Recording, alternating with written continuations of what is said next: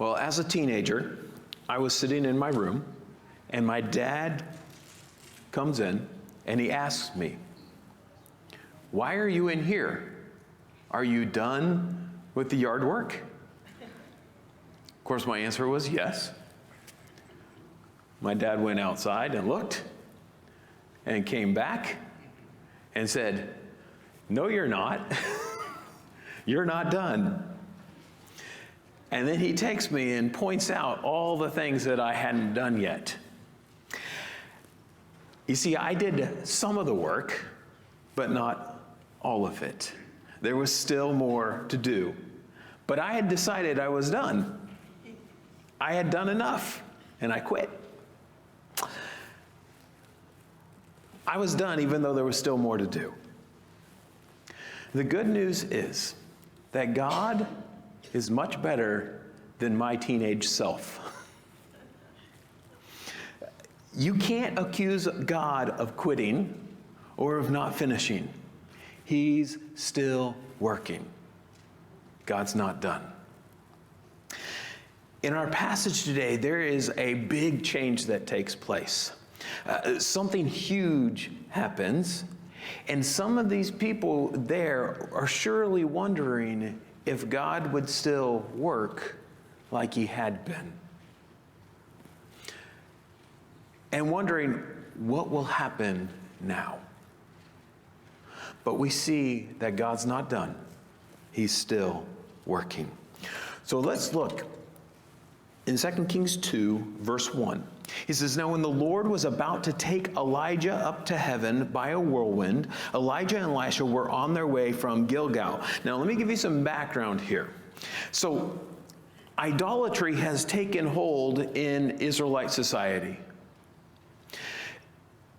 And as a result, along with that, there is moral and theological decay happening in Israelite society.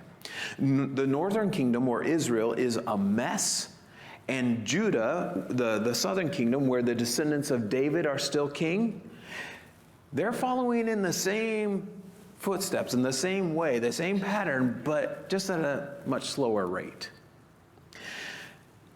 But see, Israel and Judah, they have been influenced by their neighbors, and many of them have been deceived and are turning away from the true God. And as a result, things are going downhill fast. And you'll notice that things are less successful. The nation as a whole, less successful. The kings, less successful. They are less wealthy. And there are signs of that they are weakening militarily as well. And the prophets have been calling these kings and the people of Israel back to faithfulness to God. And this calling of the people back has slowed the decay, but it's still going. They're still moving. And the prophets continue to be a needed force for good in Israel. So Elijah has led the work in recent years. Like the other prophets, he's proclaiming the one true God and challenging the people to obey God and to worship only him. Elijah has performed many miraculous signs. For example, the big one that we studied when we went through this is that when he said, "It will not rain," he told Ahab the king this, "It will not rain again until I say so." In other words, God's speaking through his prophet and saying the rain's going to stop. You're going to have a drought until I speak through my prophet again and say it's going to rain. So Elijah said it's not going to rain. For 3 years it did not rain. And then after the contest that Elijah had on Mount Carmel with the prophets of Baal, where God was demonstrated to be the one true God and Baal was shown to be nothing, Elijah said it's going to rain. And it rained. So it powerfully demonstrated that Yahweh is the true God, Baal is nothing. And Elijah has stood like a strong army against the onslaught of pagan idolatry making its way into Israel. God has worked mightily through Elijah. but his time is coming to an end. And that brings us to Elisha. Elisha was supposed to replace Elijah and carry on the work and lead the other prophets of Yahweh, the true God. He was called by Elijah to follow him, to learn from him, to assist him, and to carry on once Elijah was gone. And that's where we come to here. Let me read verse 1 again. He says, "Now when the Lord was about to take Elijah up to heaven by a whirlwind, Elijah and Elisha were on their way from Gilgal."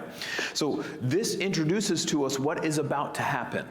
Elijah's time of service on earth is about done, and God will miraculously take him to heaven, take him to the presence of God by a whirlwind or a storm, a windstorm. And you get the feeling as you read through the first part of this chapter that people are mourning the end of an era. And they're wondering what will happen now that Elijah is no longer there to stand against this great evil. So Elijah and Elisha will journey together. They'll go to Bethel and then to Jericho, and then they will cross the Jordan River where Elijah will be taken, and then the work will be passed on to Elisha, and so then Elisha will return in the same way, cross back over the Jordan River, go to Jericho, go by Bethel, and so it's kind of a round trip here. But it's kind of like Elijah's farewell journey and Elisha's introductory journey, and as Elijah's successor, as his replacement. Okay, so let's keep reading. Chapter 2, verse 2. It says, "And Elijah said to Elisha, 'Please stay here, for the Lord has sent me as far as Bethel.' But Elisha said, 'As the Lord lives and as you yourself live, I will not leave you.' So they went down to Bethel. And the sons of the prophets who were in Bethel came out to Elisha and said to him, 'Do you know that today the Lord will take away your master from over you?' And he said, 'Yes, I know, keep quiet.' Elijah said to him, 'Elisha, please stay here, for the Lord has sent me to Jericho.' But he said, 'As the Lord lives and as you yourself live, I will not leave you.' So as long as you're alive, I'm going to be here." So they came to Jericho. The sons of the prophets who were at Jericho drew near to Elisha and said to him, "Did you know that today the Lord will take away your master from over you?" And he answered, "Yes, I know, keep quiet." Then Elijah said to him, "Please stay here, for the Lord has sent me to the Jordan." But he said, "As the Lord lives and as you yourself live, I will not leave you." So the two of them went on. All right, so 3 times Elijah says to Elisha, "Stay here," while he travels on to the place that God is sending him. And all 3 times Elisha says he won't leave him. Now, when Elijah is telling Elisha stay here, it seems like it's not really a command, less of a command, more of a kind of a polite, "You don't have to go with me, you can stay here." But it seems like it may even be a little bit of a test or a challenge to see how Elisha will respond. You see, Elisha has already been chosen to replace Elijah. He's been trained to replace Elijah, and so now it's time. So what will he do? Well, Elisha has fully committed himself to staying with his mentor and taking that next step. And we will see that Elisha is also very interested in making sure that God will empower him to do the work that he is to carry on. And he's probably also just has the desire to be with his friend and his mentor in his last hours.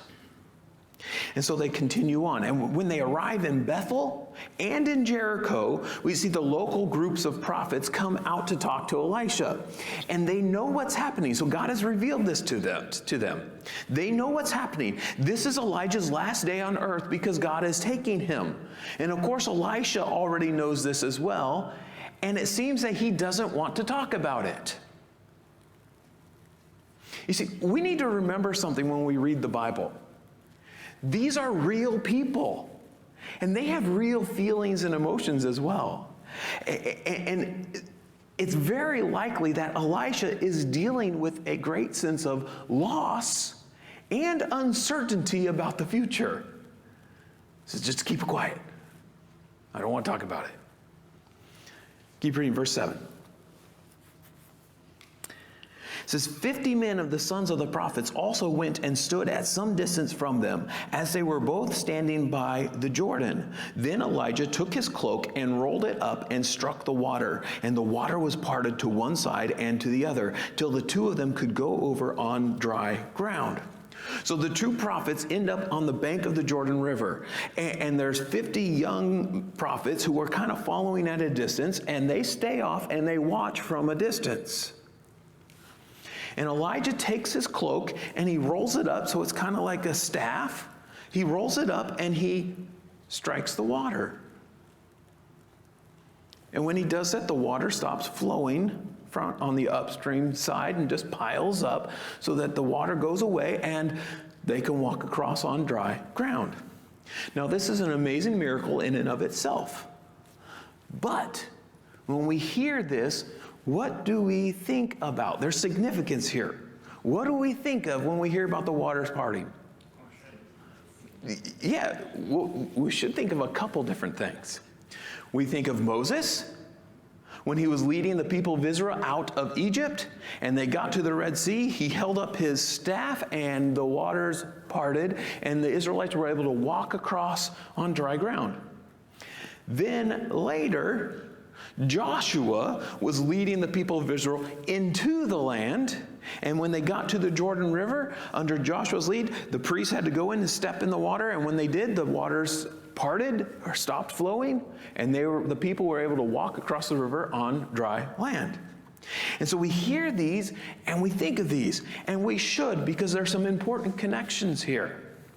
You see, God had empowered Joshua to lead the people of Israel after Moses' death. Moses had led them powerfully, and now Joshua was to lead them, and God empowered Joshua to lead them as well. And this was demonstrated by the fact that when they got to the Jordan River, the waters parted like they did when Moses was leading. And so we have them walking across on dry ground. Now, we have Elijah and Elisha walking through the waters.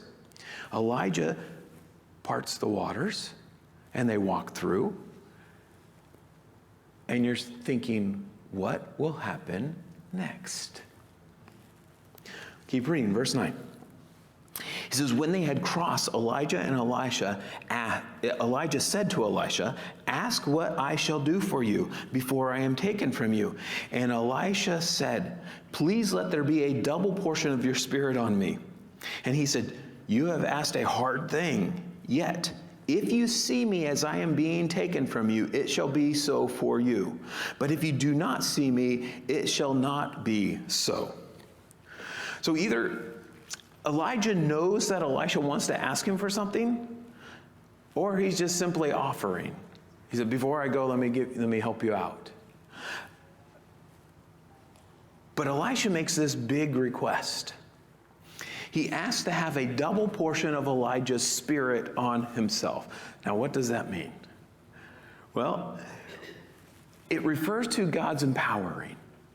You see, Elijah was a great man of God. God had empowered him to do incredible things. And Elijah did some very amazing things. And Elijah was very bold as well. And God had empowered him to do the work that he had been commissioned to do.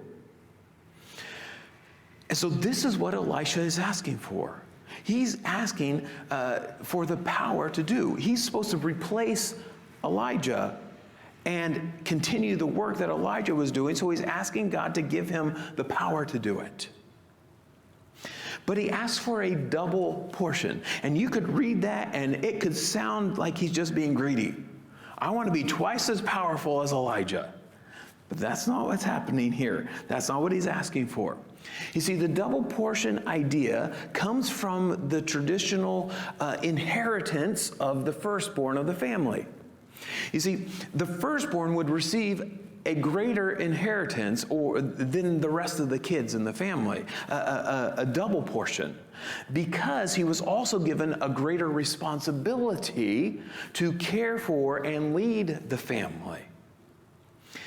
And so Elisha is making a request along those same lines. He has a huge responsibility before him, more than the other prophets. He's replacing Elijah. He's going to lead the other prophets. So he has this bigger responsibility that's bigger than all his contemporaries. He's going to continue the ministry of Elijah and lead those other prophets. And so, as Elijah had, and so he knew he couldn't do this in his own strength. And so he's asking God to empower him to do the work, just like he had Elijah. But Elijah's response suggests that this empowering isn't Elijah's to give. It's only God's to give. Only God can do this. And so he says it's up to God to decide. And he says, here's how you'll know what God has decided. So if Elisha were to see Elijah when he's taken up, then you know that God has decided to empower you this way.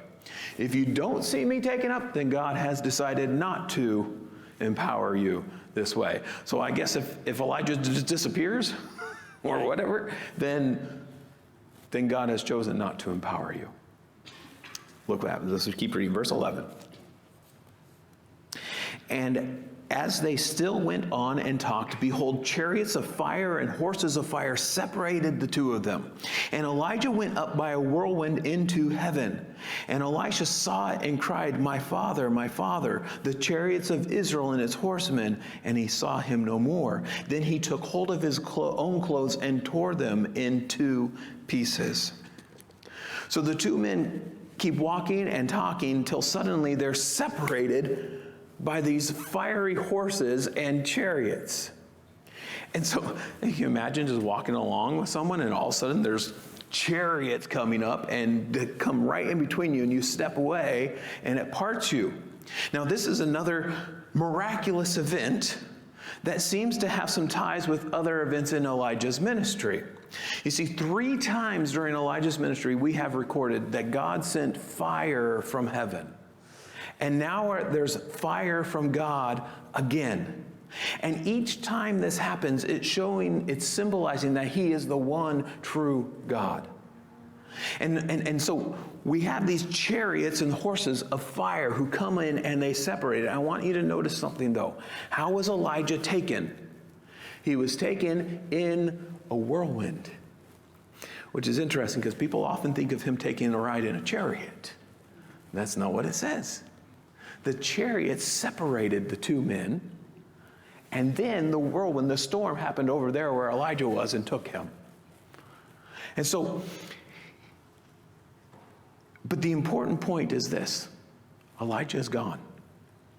He didn't die, but he is gone because God took him. And we're told here that Elisha saw it and cried. And so, first of all, it makes the point that Elisha saw it. And that answers the question. This is very important because what we were just told, if you see it, then God has decided to empower you, to give you this double portion of my Spirit. And so he sees him. God is giving him the power to do the work just as he had to Elijah. And secondly, we see that Elisha is mourning the loss of his friend and mentor. And we also see that in the fact that he tore his clothes, which was a common gesture symbolizing distress or mourning. It's not like he's not in distress or mourning because out of concern for Elijah. He knows where Elijah is. God has taken him. He's safe. He's good. But he's mourning for his own loss, the loss of his mentor, and the loss of a great man of God here on earth. And he calls Elijah 2 things.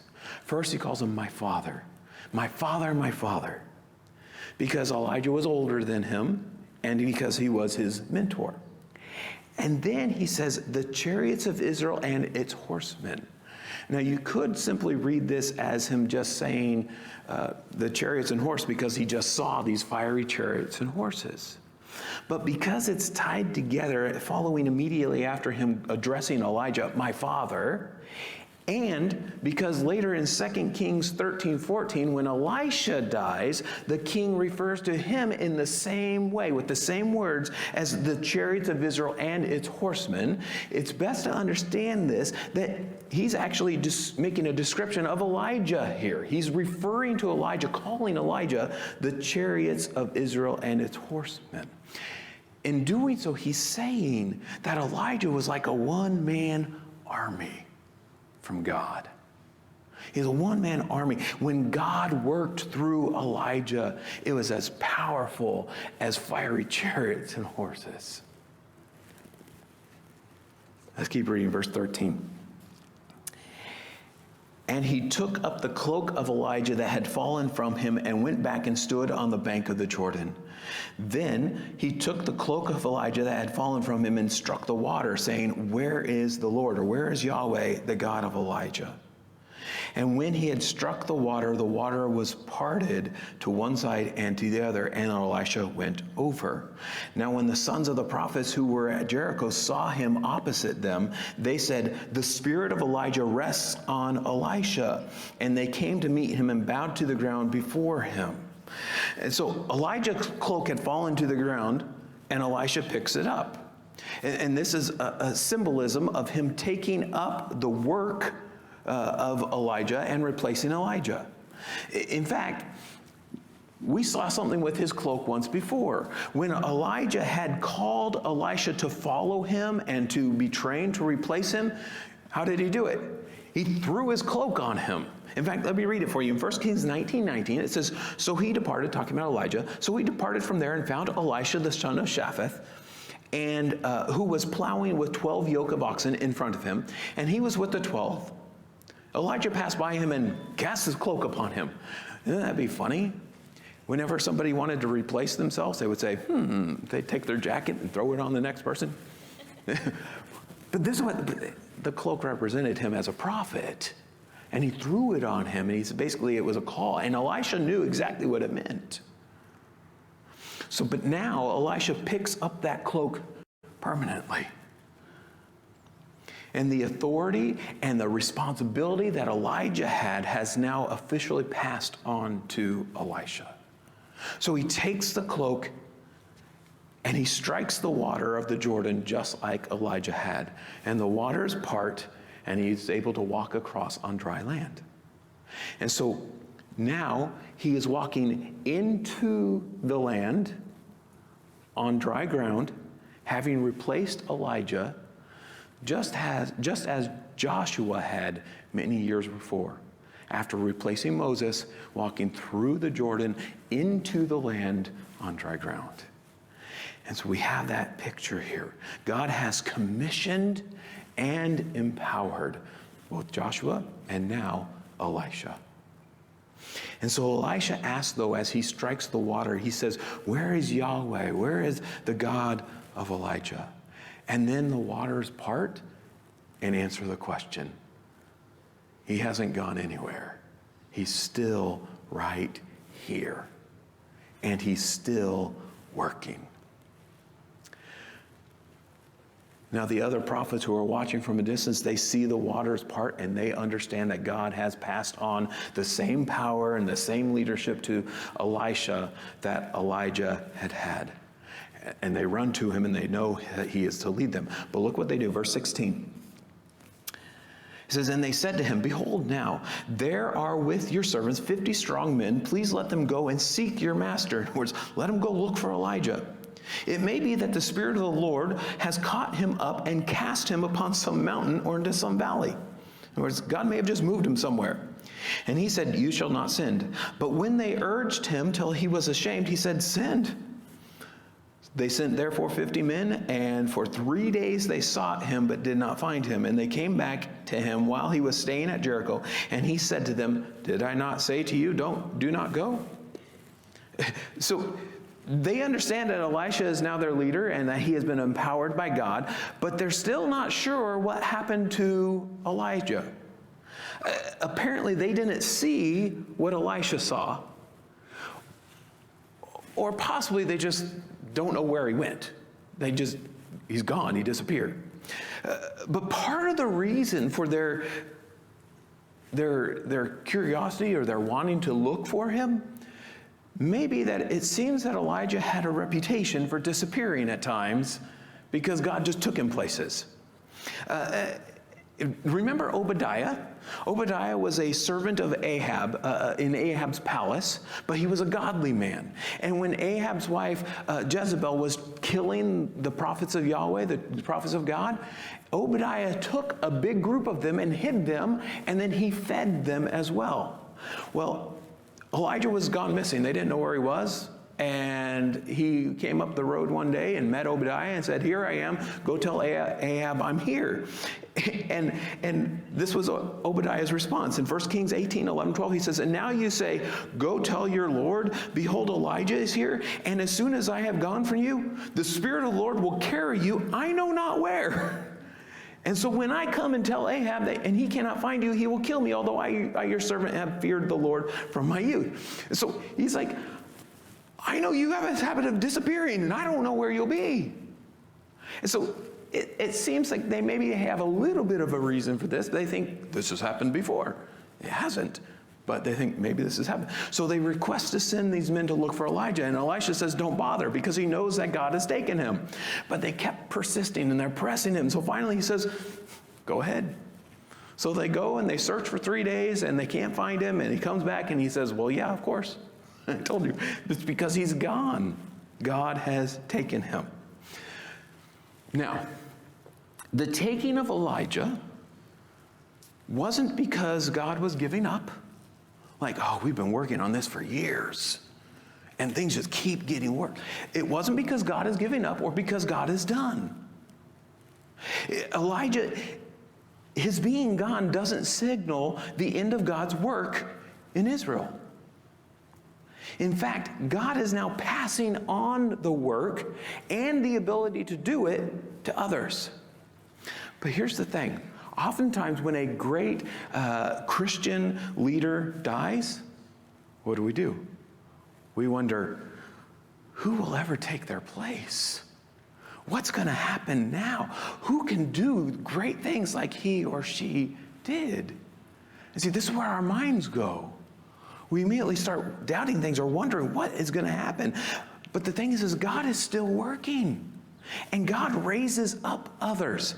Every generation has had its great Christian leaders. No matter how things may look, no matter what's going on or how much loss you may feel, God is still working. God's not done. You see, God is the source of all success, true success. God is the source of all true spiritual growth.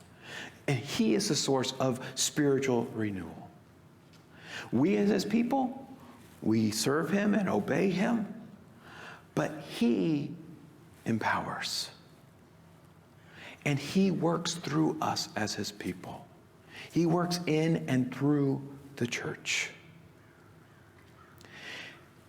So when a hero of the faith is gone, God's not done. He's still working.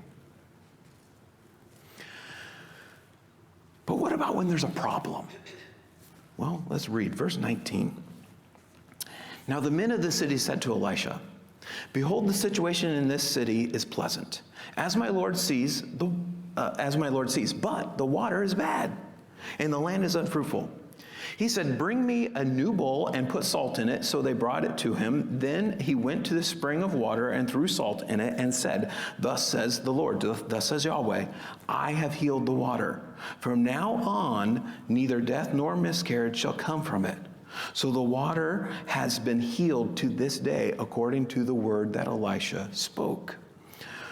So here in the second part of this chapter, we're going to see a series of miracles by Elisha that are reported for us. And these miracles are showing that Elisha has been given power and authority to replace Elijah. So the first one was the parting of the Jordan River, and he walked across on dry ground.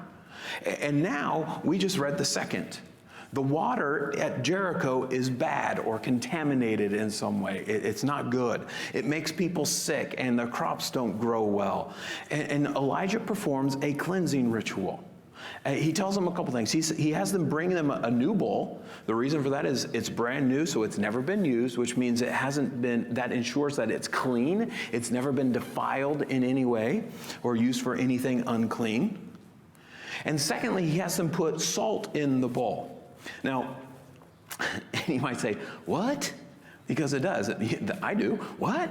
Well, salt was sometimes used as a purifier or a symbol of purification in sacrifices, in some of the sacrifices. And salt was used as symbolically in permanent covenants. In fact, 2 Chronicles 13:5 says that God has made a, quote, covenant of salt with David. And so it's a permanent agreement. And this is so fitting. This is a fitting idea here because the water is fixed. What's it say? From now on, the water's good. So it's permanent. But putting all of this together, do you remember when Israel first came into the land and they conquered Jericho? You know, they walked around the city and the walls fell. They conquered Jericho. Joshua put a curse on the city. And if you remember, he cursed the city, and he said that the whoever rebuilds the city, that they'll lose their sons. And during the time of Ahab, during the wicked reign of Ahab, a man rebuilt the city, and he lost his sons. But see, Jericho is a cursed city. But now God cleanses the water and restores the land.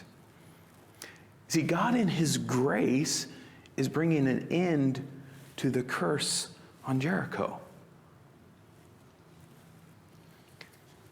I just think that's awesome. See, God is a God of grace. And then, let me make this one thing clear. It wasn't the ritual that cleansed the water. It was God that made the water good. In fact, Elisha makes this totally clear in his words. He says, thus says the Lord, thus says Yahweh, I have healed the water. So in other words, God says that he healed the water. I see this though, in this we're reminded that God gives grace to those who are living under the curse. We live in a fallen world that is corrupted by sin, under sin's curse. Sin has made a mess of life and of the world, and life can be hard because of it. But God gives grace. You see, he provides, he gives strength, God gives peace, and most importantly, God gives us salvation through Jesus Christ. Romans 6:23 says, for the wages of sin is death. Under the curse of sin, it's death. What we deserve because of our sin is death. But the gift of God is eternal life through Jesus Christ our Lord. Not something we deserve, but it's grace. It's a gift. God gives grace to those under the curse.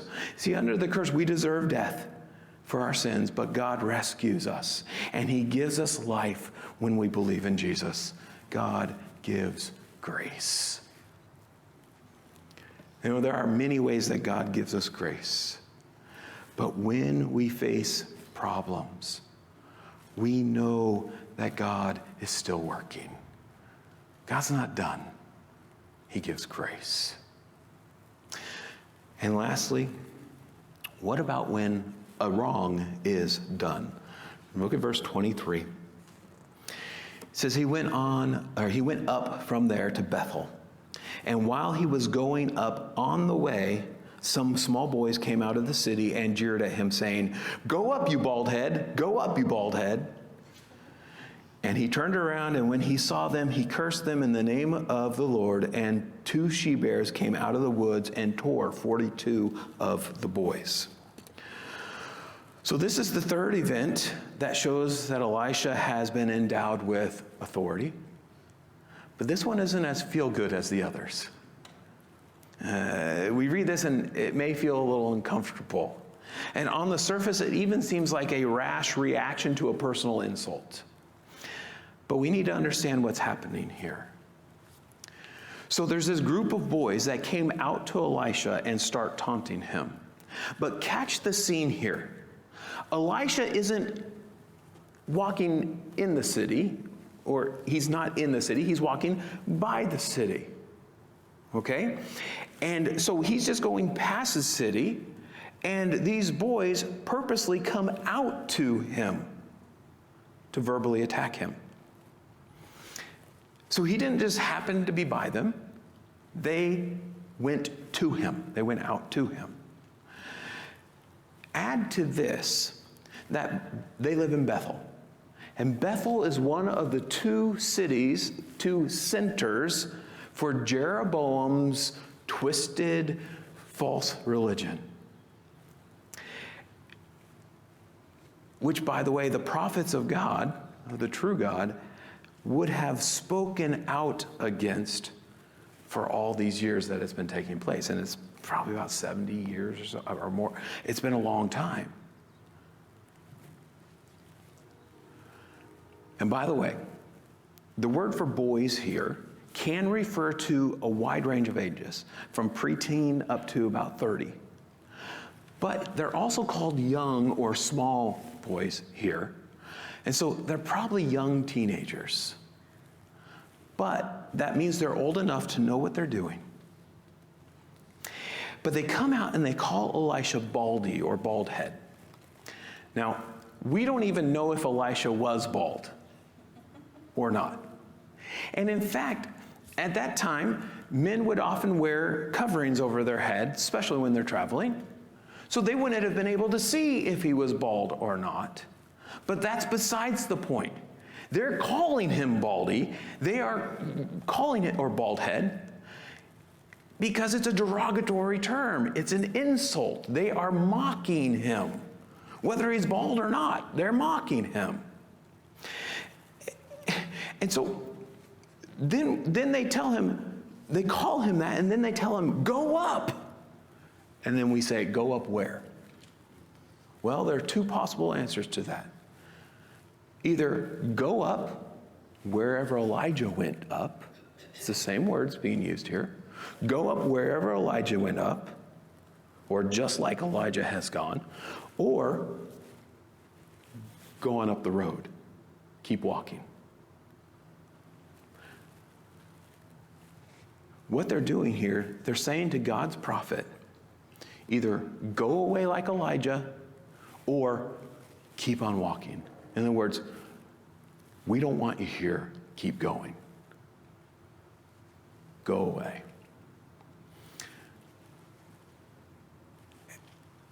And like those soldiers who came out to arrest Elijah, when we saw in the last chapter, those soldiers who came out to arrest Elijah, these boys, they're not just attacking God's prophet, they are disrespecting and attacking God.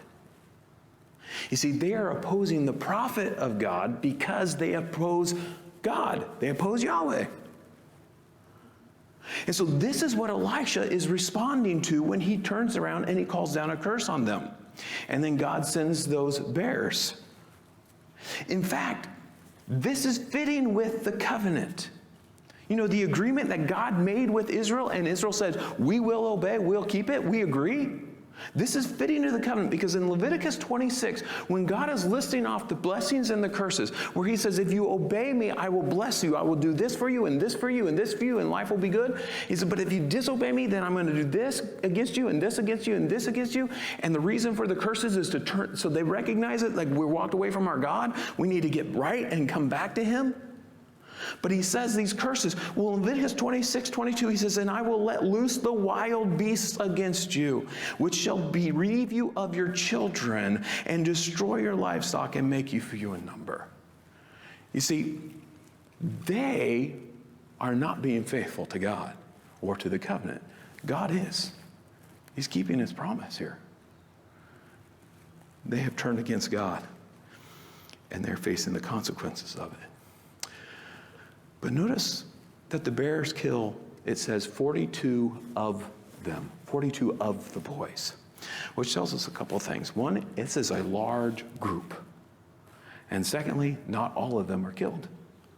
42 of them are, but not all of them. Some of them survived, which makes me think that possibly some in that group were just in the mob, but were not actually taking part in the insult, in the attack, the opposition against God. And God, who is just and who judges hearts perfectly, deals with the arrogant and the insolent young men. You see, God is just, and he judges sin. Those who reject and oppose God, the one true God, are in danger of judgment. Verse 25, it says, from there he went on up to Mount Carmel, and from there he returned to Samaria. So Elisha then travels to Mount Carmel, which is the mountain where the contest was between Elijah and the prophets of Baal. And then he comes down to Samaria, which is the capital of the northern kingdom of Israel, where much of his prophetic ministry will take place. But in all of this, we see that God is still working. God's not done. You see, the thing is, God doesn't always do what we expect. And sometimes he may not do what we want or what we think we need. But God's not done. He's still working. He judges sin and evil. Sometimes he does it immediately, and other times it'll wait till the end, to the final judgment. But sin and evil will be judged. But he also gives grace on a daily basis. And most importantly, he delivers from judgment. He gives us grace and delivers all who turn to him in faith and believe in Jesus.